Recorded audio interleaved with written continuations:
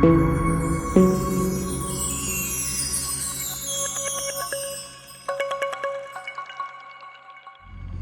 on, I can't even wait. What's going on here? I gotta see this for myself. So I get a phone call last night from my wife saying that my back window, driver's side of the G-Wagon, was open. It was down. I said, down? No way. I never leave my windows down. Guess what it did? It dropped down. Look at this right here. My goodness. Thankfully, my wife caught it when she took the trash out, and she saw that the window was down, and she was able to grab some Gorilla tape, pull it up, and tape it up. It was supposed to rain last night. Thankfully, it didn't. Either way, you do not want your vehicle, no matter what kind of car it is, with the windows down. Now, I had to figure out why my windows are down. This is some bull crap. This window dropped down, obviously, off the track. Why? Now, these G-Wagon doors, you have to slam. You have to close them real hard. It's just the way they're designed. Could it have possibly loosened the screws that secures it to the window regulator, the bracket? Or is it worse than that? Guess I got to find out, huh? All right, it's me, Brandon Green, Goldelementautoworks. So today I am working on my G-Wagon, 2010 G55. As you can see here, there is a door panel removed. This is the rear driver's side door panel. Why? And why do I have tape residue on this window? Well, because my window dropped.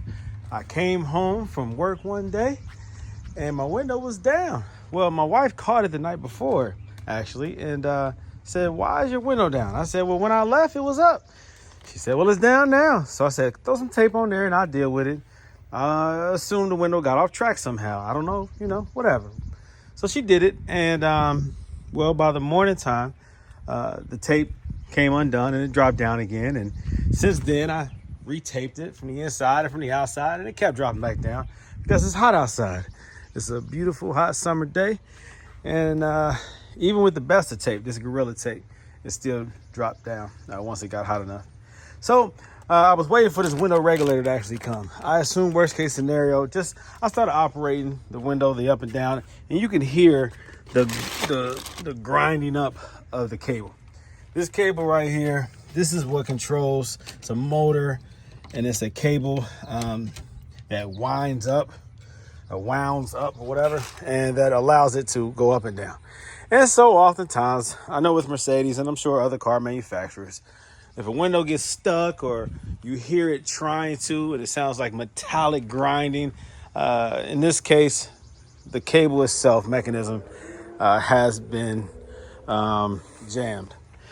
And so that's what happens. The cable gets wound up, it gets jammed, and it no longer operates properly. So got it to a point where I was able to pull the window up and down. This window's heavy. Well, I was able to get the window up and down like this. There you go. All right. So I had to remove the panel. And now, this is something that came to my attention that I did not expect.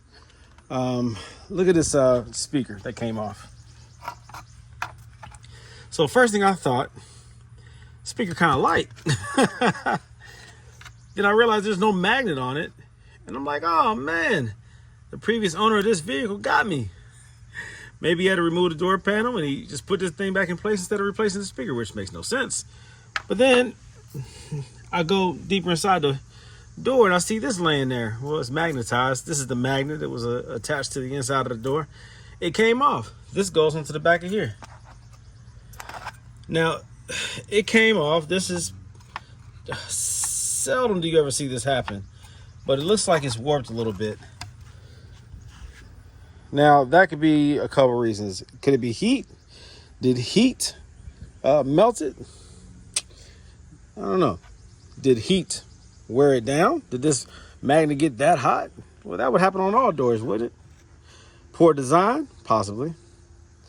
But also, I think a contributing factor is the fact that these G-Wagon doors, they have to be slammed. They have to be pulled pretty hard. Or, I'm sorry, slammed pretty hard. because just the way that they're designed, you can't push it soft and expect for it to close all the way. You have to slam them. And so over time, things can happen as you slam these doors repeatedly. Things wear out. It's just a car, guys.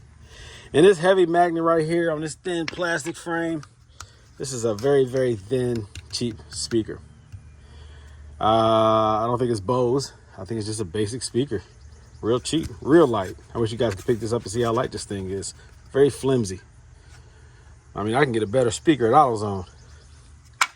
So I'm glad I'm not gonna say I'm glad that my window regulator failed, but I am glad that I found that.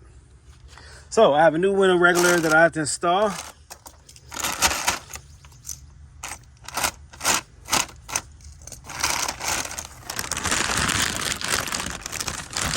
Don't look at my toes.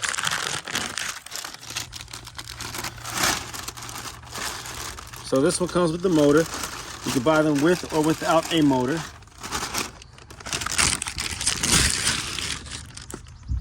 So here goes the new one. So I'm going to install this after I finish removing the old one out.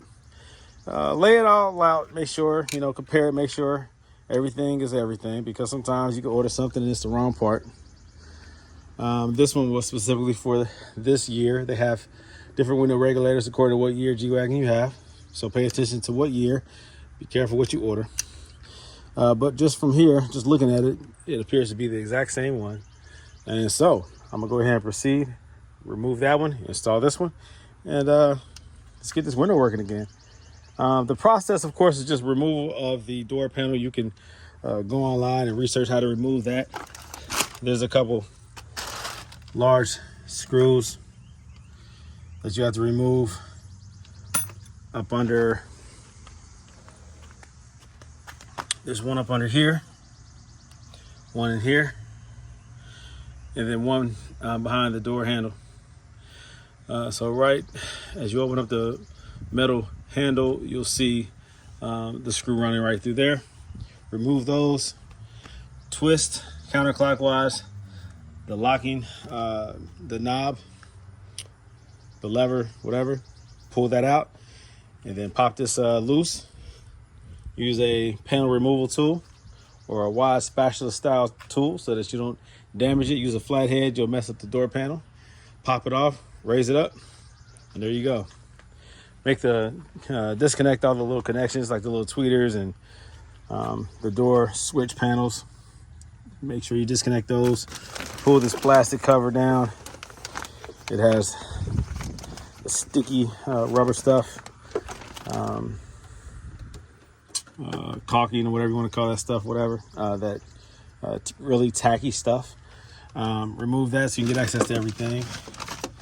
And then looks like it's pretty cut and dry. Just disconnect everything. This right here stays in place. This is the beam that goes up and down, I believe. Let me see. Nah, this has to be removed too. So disconnect these two right here. Looks like I have to disconnect this right here, these two down here, and I think that might be enough to remove it. Oh yeah, these two up here, I'm sure. Remove those. Be careful, this window will drop, so if you can secure it somehow, I'm gonna run another piece of tape around it or something like that so it doesn't drop. Maybe from side to side, something like that, so it doesn't catch my fingers, because this can hurt. But you need it right here so that you can get access to the screws. All right, so I'm gonna go ahead and do that and then install the new one, and I'll be good to go. Okay, so I have the original one removed, and we can see here, obviously, that the cable has snapped. See this right here? See if it focuses. Oh, it's tripping. Hold on. What's obvious? All right, cable snap. You can see it. Boom. All right, why is this thing not focusing?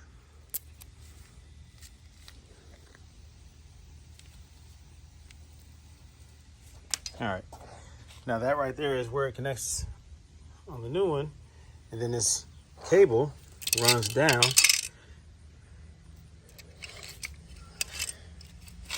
here like this.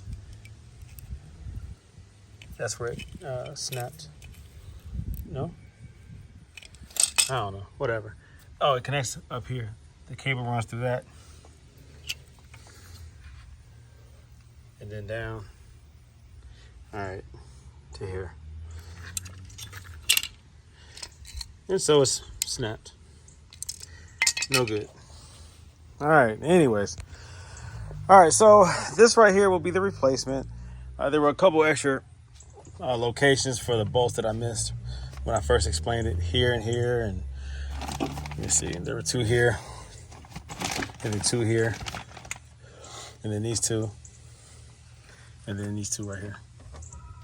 All right, so that's a total of 1, 2, 3, 4, 5, 6, 7, 8, 9, 10, at least 10.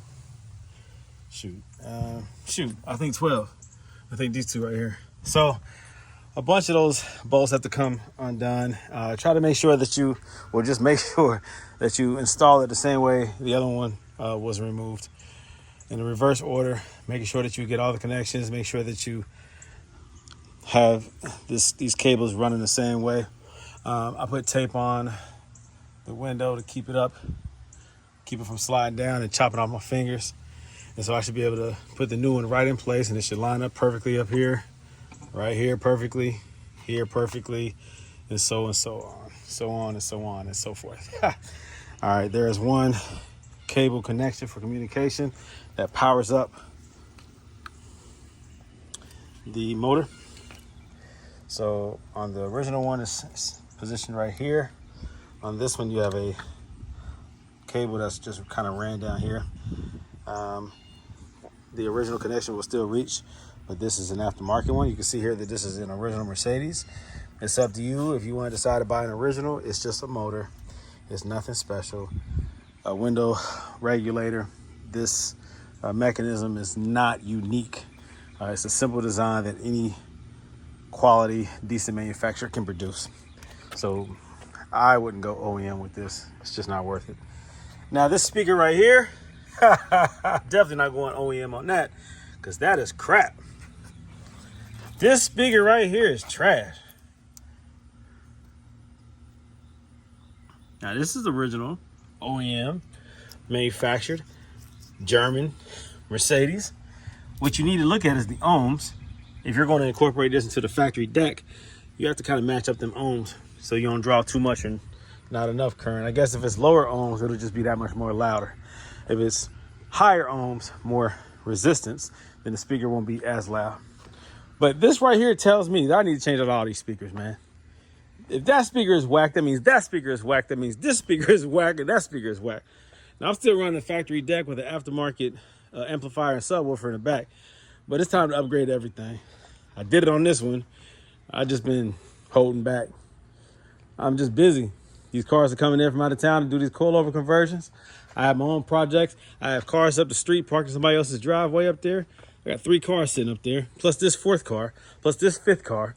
My wife just left her silver G550, this S-Class, the SL back there behind the G-Wagon 55, the G55, the CL55, and I have 2 more in storage. So I'm a busy brother. A lot going on, guys. So I'll get around to it. But yeah, this right here, I'm going to upgrade all the speakers. Matter of fact, I'm going to pull out that factory deck and put a new one in. It deserves it. This car is too nice to be, playing around. And I've played around long enough.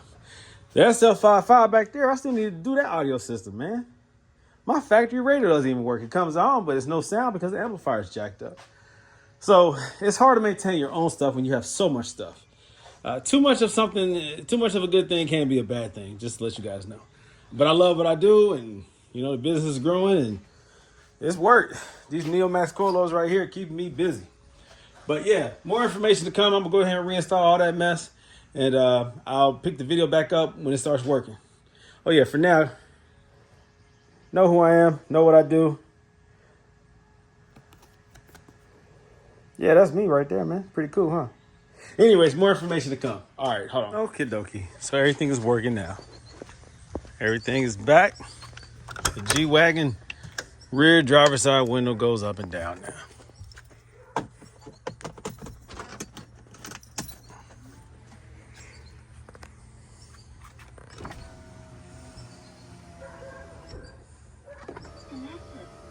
There we go.